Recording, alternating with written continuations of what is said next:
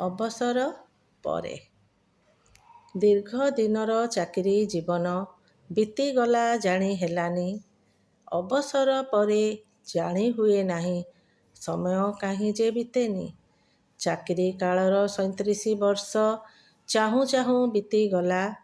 ଅବସର ପରେ ଗୋଟିଏ ଦିନ ଯେ ବରଷ ସମାନ ଲାଗିଲା। ପୁଅ ଝିଅ ସବୁ ଦୂରରେ ରହିଲେ ଭଲ ମନ୍ଦେ ଘରେ ଆସନ୍ତି।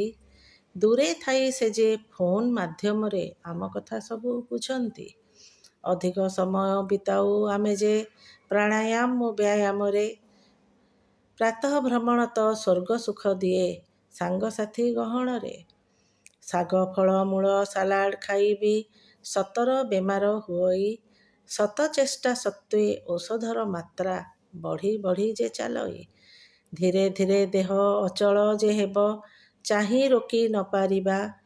ମରଣ ଯେ ଦିନେ ଆସି ଉଭା ହେବ ସେ କଥା କି ଟାଳି ପାରିବା।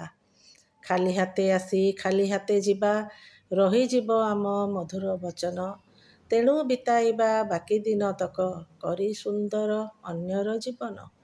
ଏକା ହୋଇ ମଧ୍ୟ ଏକା ନ ରହିବା ଯେବେ ବଞ୍ଚିବା ଅନ୍ୟ ପାଇଁ।